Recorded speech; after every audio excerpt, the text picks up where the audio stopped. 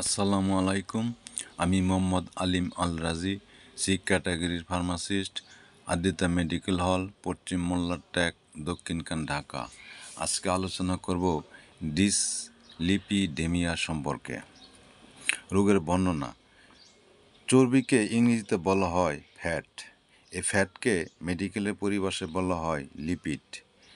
রক্তে লিপিডের সমতার ব্যতিক্রম হলে তখন সেটিকে বলা হয় ডিসলিপিডেমিয়া। মানবদেহে রক্তে 4 ধরনের চর্বি আছে, যেমন cholesterol, triglyceride, high density lipoprotein বা এইচডিএল এবং লো ডেনসিটি লিপোপ্রোটিন এলডিএল। রক্তে এই 4 ধরনের চর্বির মাত্রা বেড়ে গেলে বলা হয় হাইপারলিপিডেমিয়া, এবং এই 4 ধরনের যে কোনো এক প্রকারের চর্বি বেড়ে গেলে অথবা কোনো একটির মাত্রা কমে গেলে বলা হয় ডিসলিপিডেমিয়া।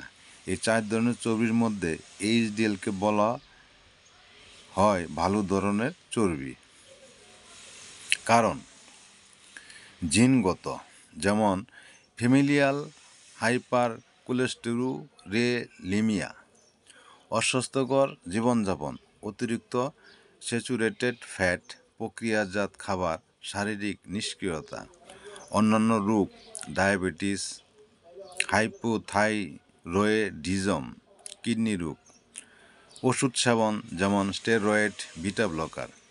যদি ইত্যাদি উপসর্গ আপনার শরীরে দেখা দেয় তাহলে একজন কার্ডিওলজিস্ট বা হার্ট বিশেষজ্ঞের পরামর্শ নেবেন। বিশেষজ্ঞ যেভাবে পরামর্শ দেয় সেভাবে ওষুধ সেবন করবেন। আপনার সুস্থতায় আমার কাম্য। সকলকে ধন্যবাদ। আসসালামু আলাইকুম।